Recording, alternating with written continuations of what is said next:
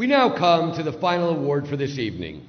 And befitting this 20th anniversary, this one is reflective of all the IAS has stood for these past 2 decades. Indeed, what I'm about to present truly stands as the 20th anniversary Freedom Medal winner.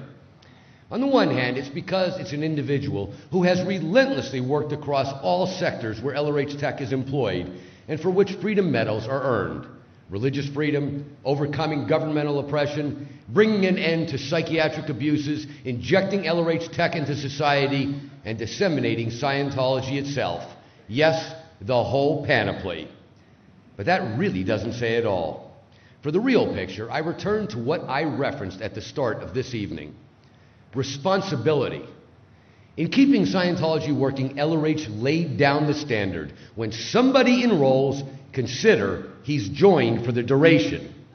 That is the responsibility every Scientologist has. We all know it, and while it may sometimes be hard to confront, the fact remains it is our responsibility to be Scientologists, no matter where we live or work, no matter our resources or excuses. If you are a Scientologist, you are one of the relative few that hold the answers in your possession that all humankind depend upon. But you don't sit on the only answer that's ever been there. You don't ever give a second thought to the personal stakes involved. But now let's take it one step further. How much responsibility can one take? Look at it this way. If a Scientologist is a street sweeper, it is his responsibility to apply Scientology to his zone and whoever he may interact with. And no, it's not an option. Not if he's a real Scientologist. And when his head hits the pillow each night, he'd better know he did all he could. Yes, all manner of reasons could exist to not do so, but let's face it, he might be able to fool others, but not himself. Similarly, a housewife has the same responsibilities for her family and extending out to the school her children attend and so forth.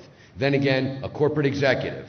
It isn't a matter of simply being a wise member or a this member or a that member. When you stepped on the path and had your first cognition, you also became a part of the urgent mission to carry it forth. But let's take it another step. How much does one have to do to take responsibility for doing all he can? It's easy to see that the zone of influence of the corporate executive could be greater than the housewife, which in turn could be greater than the street sweeper. That may not seem fair, but neither is life. And it has zero to do with what others might say. No, it rests on one's own shoulders, and it's the individual himself who must know he's doing his part and all he can do. After all, you have to live with yourself, and when your head hits your pillow, it is you who you must live with. Bearing that in mind, the street sweeper, the housewife, the corporate executive, well, what happens when your zone of influence is the global stage? How much must one do to call themselves a Scientologist? How much so that when their head hits the pillow, they can live with themselves, knowing they did all they could do? That is our final story this evening. It's a story that affects every Scientologist, for all of us are the beneficiaries of what he presents.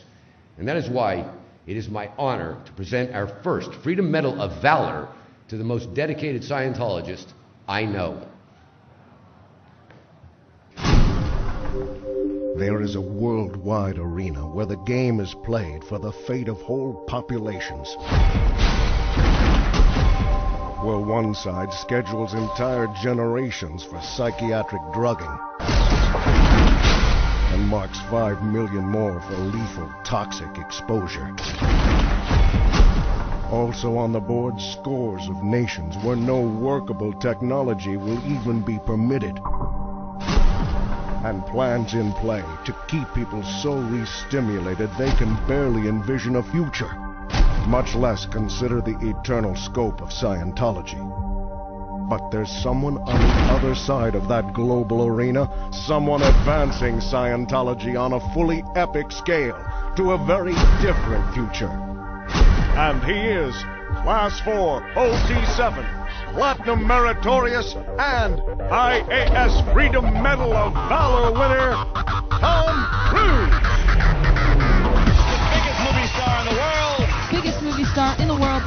biggest film star in the world. The biggest movie star in the world, and a really, really nice guy. Let's all take a deep breath because Tom Cruise is here! The killer, Tom Cruise! The man, the legend, Tom Cruise!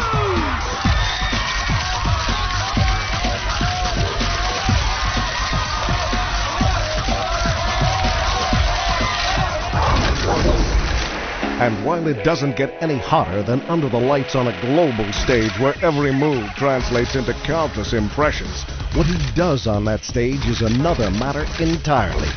For with that kind of influence also comes an individual responsibility, experienced by only the rare few in history. And for those who own up to it, well, that's the story of Tom Cruise, Scientologist. But if that's what Mr. Cruise has brought to this world, there still remains one more word on the man. Call it Tom Cruise on Tom Cruise, Scientologist. I think it's a privilege to call yourself a Scientologist, and it's something that you have to earn. And because a Scientologist does, he or she has the ability to create new and better realities and improve conditions. Being a Scientologist, you look at someone and you know absolutely that you can help them. So for me, it really is KSW, and it's just like, it's something that I don't mince words with that, you know, with anything that LRH does, but that policy to me has really gone, boy. And there's a time I went through and I said, you know what? When I read it, I just went, this is it. This is exactly it. Being a Scientologist, when you drive past an accident, it's not like anyone else. As you drive past, you know you have to do something about it because you know you're the only one that can really help. But that's what drives me, is that I know that we have an opportunity and to really help for the first time, effectively change people's lives, and I am dedicated to that. I'm absolutely, uncompromisingly dedicated to that. The orgs are there to help, okay, but we as also the public, it's like we have a responsibility. It's not just the orgs. It's not just Dave Miscavige.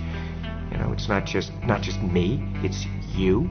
It's everyone out there kind of rereading KSW and looking at what needs to be done and saying, okay, am I going to do it or am I not going to do it? Period. And am I going to look at that guy or am I too afraid because I have my own out ethics to put in someone else's ethics? And that's all it comes down to. Because I won't hesitate to put ethics in on someone else, because I put it ruthlessly in on myself.